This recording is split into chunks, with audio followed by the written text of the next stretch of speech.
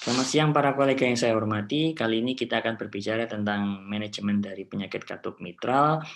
Setelah sebelumnya telah dijelaskan secara gamblang mulai dari anamnesa, pemeriksaan fisik, pemeriksaan penunjang, bagaimana cara mendiagnostik penyakit katup.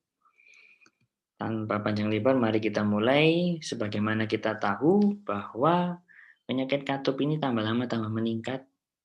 Tidak seperti yang kita kenal sebelumnya, di mana dominasinya adalah penyakit katup reumatik, namun sekarang didominasi oleh degeneratif, baik endokarditis maupun degeneratif ataupun keduanya. Dan baik mitral maupun aortik sama-sama tinggi pada aorta, yaitu aorta stenosis, pada mitral regurgitasi yang dominan. Di mana pada tabel ini, dominasi katup, maksud saya dominasi etiologi mitral stenosis masih oleh karena reumatik, sedangkan yang lainnya disebabkan dari penyakit degeneratif. Bagaimana manajemennya? Manajemen medical therapy terhadap mitral stenosis bisa diberikan suatu diuretik, beta blocker, digoxin, maupun CCB yang kardioselektif. Dapat diberikan suatu antikoagulan dengan INR antara 2 hingga 3 pada pasien-pasien dengan AF. Pada tabel tersebut ini, secara garis besarnya adalah pasien-pasien tersebut yang sudah dimulai suatu medical therapy dapat dilakukan suatu intervensi. Intervensi tersebut dapat berupa surgery maupun PTMC atau PMC atau percutaneous mitral commissurotomy. Bagaimana cara memilihnya? Tentunya apabila suatu kasus tersebut memiliki high risk of surgery ataupun kontraindikasi, maka satunya yang layak dilakukan. Namun, apabila terjadi suatu kontraindikasi maupun high risk of surgery, harus dilihat pula apakah kasus tersebut katup mitralnya favorable untuk dilakukan PTMC atau tidak. Favorable apa tidak, itu dapat dilakukan suatu ekokardiografi atau pemeriksaan kateterisasi untuk melihat. Untuk lebih jelasnya, nanti akan dijelaskan di belakang. Kontraindikasinya apa saja dari PTMC, yaitu yang pertama adalah mitral valve area, yang lebih dari 1,5 cm persegi, adanya elat trombus, kemudian adanya MR, adanya kalsifikasi yang berat, maupun kondisi yang lain yang memerlukan suatu tindakan operatif. Tabel tersebut yang sebelah kiri ini diambil dari guideline ESC, di mana PTMC itu dapat dilakukan pada pasien yang simptomatik, tapi tanpa unfavorable karakteristik. Unfavorable bagaimana? Yaitu salah satunya adalah old age, history of PTMC sebelumnya, NIHA kelas 4, AF, ataupun pulmonary hypertension yang berat. Sedangkan secara eko maupun secara penunjang dapat dilakukan suatu scoring baik Wilkins, Cormier, kemudian diukur TR-nya maupun mitral valve area-nya tadi. Secara garis besar, maka in mitral stenosis dapat dilakukan suatu medical therapy dulu, kemudian di-refer ke tempat-tempat atau pusat-pusat yang mendiagnostik apakah ini mitral stenosis true atau mitral stenosis yang ringan, sedang, berat, dan apakah itu perlu dilakukan suatu tindakan intervensi. Dilakukan suatu PTMC apabila kasus tersebut simptomatik, tidak ada kontraindikasi, dan adanya favorable condition.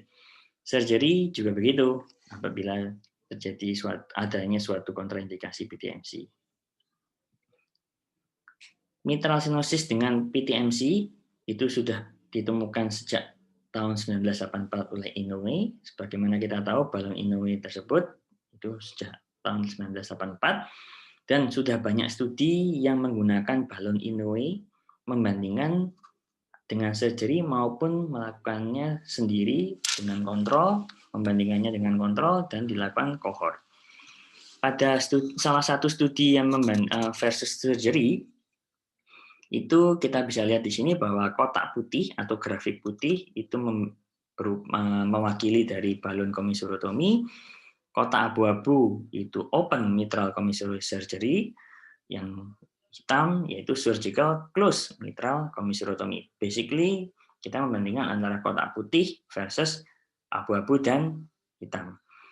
Tampak di sini bahwa tindakan balon komisurotomi non-inferior terhadap dua tindakan surgery yang lainnya. Bahkan lebih baik dibandingkan dengan surgical komisurotomi pada beberapa variabel. Pada studi berikutnya, itu melakukan kohort selama 23 tahun. Di sini tampak bahwa pasien-pasien yang menjalani suatu balon komisurotomi, balon mitral komisurotomi, terdapat suatu konsisten penurunan dari mitral valve gradiennya sepanjang tahun. Sekarang kita menginjak pada mitral regurgitasi, di mana mitral regurgitasi ini pembagiannya banyak. Jadi kita bagi dulu antara akut maupun kronik, di mana akut, sebagaimana kita tahu, left atrialnya tidak mengalami dilatasi. Sehingga poor prognostik dan terapi yang terbaik adalah dengan surgery untuk mengganti maupun memperbaiki. Dan medical therapy itu bukan pengganti dari surgery, tapi sebagai jembatan untuk menuju ke surgery. Nah, sekarang kita menginjak ke chronic MR, di mana chronic MR itu dibagi menjadi primary maupun secondary, di mana pada primary itu bisa disebabkan oleh karena prolap maupun flail, sedangkan secondary dari dilatasi suatu anulus. Pada guideline AHA, kita lihat pada grafik, pada tabel, pada bagan primary MR, di mana apabila kasus tersebut merupakan stage B atau mitral regurgitasi ringan hingga sedang, maka dilakukan monitoring secara periodik. Namun apabila mitral regurgitasinya itu berat, maka berat harus dinilai apakah dia simptomatik ataukah tidak. Bila simptomatik, maka hendaknya dilakukan suatu surgery. Namun bila asimptomatik, maka dengan variabel yang bisa kita lihat di tabel di bagian tersebut, bisa dilakukan suatu percutaneous repair maupun surgery repair maupun surgery replace. Secara kesimpulan, bahwa manajemen MR itu sama seperti mitral stenosis diawali oleh medical therapy, dan surgery sampai saat ini merupakan rekomendasi kelas 1 dibandingkan dari tindakan perkutan. Bagaimana cara menyikapi primary MR? Tentunya apabila pasien itu simptomatis despite medical treatment yang sangat optimal, maupun yang asimptomatik apabila disertai suatu LV dysfunction, AF, pulmonary hypertension. Sedangkan kasus sekunder itu juga bisa dilakukan suatu surgery apabila dia akan menjalani CABG ataupun operasi berat yang lainnya. Kemudian maksudnya yang di bagian jantung. Kemudian yang kedua adalah symptomatic MR walaupun sudah dilakukan suatu optimal medical therapy. Percutaneous repair itu bisa dilakukan apabila terdapat suatu high risk terhadap surgery dan anatominya suitable yang sudah diperiksa oleh ekokardiografi. Di mana pada guideline terakhir AHA tahun 2017 maupun ESC tahun 2014 semua sama-sama memberikan rekomendasi kelas 2B. Kenapa tidak kelas 1? Karena demikian. Karena sangat sedikitnya studi, dan yang kedua adalah studi-studi yang ada itu masih favor ke surgery. Nanti kita lihat di sini ada beberapa konsep, tidak hanya edge to edge repair yang sebagaimana kita ketahui mitra clip paling terkenal di sini, yaitu juga ada anuloplasti di mana dia memanipulasi lebar dari anular sehingga lebih kecil. Dan yang ketiga adalah mitral valve replacement seperti halnya TAVI. Namun di sini semua kebanyakan dari mereka memperoleh CE mark atau izin pemasaran dari Eropa, namun tidak dengan FDA. FDA hingga saat ini hanya mitra clip saja. Apalagi dengan pandemi ini, maka studi-studi yang ongoing dari alat-alat ini itu akan secara signifikan pasti terhambat, sehingga untuk mendapatkan rekomendasi yang lebih tinggi lagi mungkin akan terhambat juga. Pertama kita akan berbicara tentang mitra klip, di mana mitra klip ini basically terdiri dari dua sayap. Dua sayap tersebut untuk menjepit kedua katup mitral dan bisa ditutup sayap tersebut dengan cara menarik wire, dan tentunya apabila tidak favorable maka bisa dilonggarkan kembali wire sehingga sayap akan terbuka. Pada gambar yang sebelah kanan merupakan gambar skematik dari penempatan mitra klip, di mana setelah dilakukan suatu septostomi, maka alat mitra klip tersebut akan dibelokkan ke bawah secara 90 derajat dan tegak lurus dengan di atas anulus katup mitral, dan dilakukan suatu ekokardiografi 3D untuk menentukan apakah di sini posisinya sudah optimal apa belum. Bila belum optimal, maka dapat dilonggarkan wire tersebut sehingga sayap akan terbuka dan dilakukan suatu positioning ulang sehingga clipping bisa dapat menjepit dengan bagus sehingga terjadi suatu penurunan atau reduksi secara signifikan dari mitral regurgitasi. Alat tersebut dapat dilepas dan over time dia akan menimbulkan suatu jaringan fibrosis sehingga letaknya akan permanen. Dapat dilakukan suatu pemasangan atau clipping ulang baik secara indeks prosedur atau prosedur saat itu maupun prosedur berikutnya apabila dirasa kurang, namun akan meningkatkan suatu komplikasi mitral stenosis baru sehingga perlu dipikirkan sebelum memasang clipping pada katup yang sama. Selain itu, komplikasinya adalah bleeding, kemudian clip embolization. Studi tentang mitra klip tentunya sudah banyak, baik secara besar maupun subset-subsetnya, di mana yang terkenal adalah Everest 2, ini termasuk yang pertama juga, di mana dia mengambil 75% degeneratif primary MR, sisanya secondary MR, dan membandingkan antara device maupun surgery, di mana hasilnya surgery still better dibandingkan dengan perkutan. Namun, apa yang bisa diambil kesimpulan positif dari ini adalah pada mitra klip, kelompok mitra klip itu menunjukkan safety yang lebih baik dibandingkan dengan kelompok surgery, di mana terjadi suatu penurunan komplikasi prosedur yang sangat signifikan bila dibandingkan dengan surgical group, dan lesser length dari intubation period tentunya. Kemudian pada studi yang berikutnya adalah studi dari COAPT tahun 2018, di mana dia mengambil sampel functional MR. Secara signifikan dibandingkan dengan control group, dia memiliki hasil yang sangat-sangat positif dibandingkan dengan control group, baik dari hospitalisasi maupun angka kematian, dan menunjukkan bahwa mungkin mitra klip ini indikasinya sangat-sangat baik apabila dilakukan pada kasus yang sekunder MR. Selain edge-to-edge repair-nya oleh mitra klip, Pascal pun juga ada di sini, yaitu bedanya adalah suatu spacer yaitu adanya suatu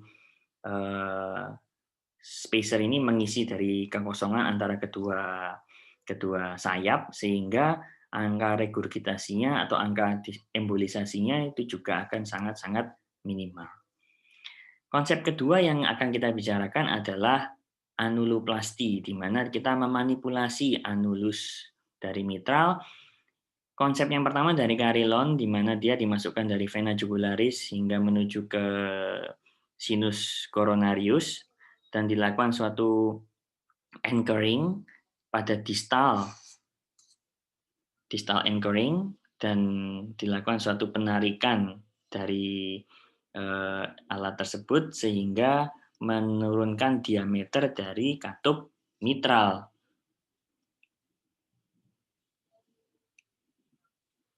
Di sini memang tampaknya cukup sederhana, tapi sebenarnya pengerjaannya cukup sulit dan ternyata pada beberapa studi menimbulkan komplikasi, yaitu terjadinya suatu kerusakan dari sinus coronarius tentunya.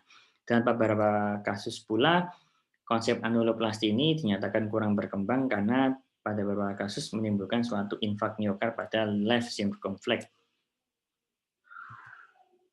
Ini juga gitu, tapi perbedaannya adalah secara bukan dari sinus coronaris tapi dari aorta masuk ke left ventricle dan dia wire tersebut menembus dari anulus-anulus dari katup mitral dan mengimplementasi suatu pledget atau seperti staples ya, pledget ini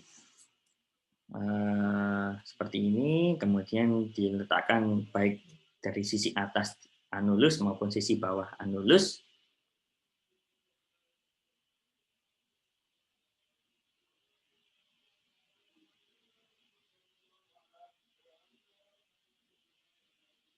Setelah dua titik dipasang, maka dilakukan suatu pendekatan dari dua titik tersebut sehingga mengurangi diameter dari anulus.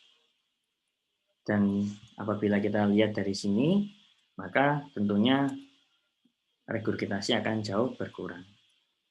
Ini juga sama, acute change juga gitu. Dan yang terakhir adalah dari cardiopen anuloplasti, yaitu pendekatannya juga gitu dari sisi atas anulus juga dari aorta, tapi di sini dilaporkan adanya kerusakan dari left circumflex artery setelah pemasangan dari cardiopen. Sehingga pada konsep anuloplasti sampai sekarang kurang berkembang karena terjadinya beberapa kasus. Memang tidak banyak, tapi secara safety dia lebih tidak aman dibandingkan dengan dua konsep yang lainnya.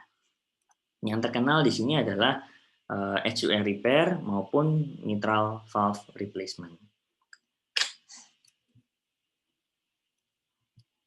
Secara kesimpulan,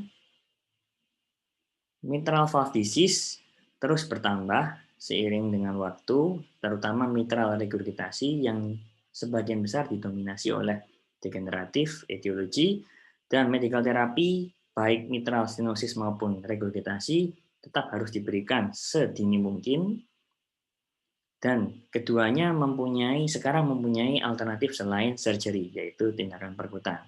Tidak seperti mitral stenosis yang sudah mempunyai studi yang banyak, rekomendasi yang lebih baik dibandingkan dengan implantasi mitral regurgitasi. Mitral regurgitasi implantasi, maksud saya clipping maupun mitral valve replacement secara perkutan, itu perlu dilakukan suatu tindakan studi-studi yang banyak sehingga mendapatkan rekomendasi yang lebih baik pada panduan yang akan datang. Terima kasih.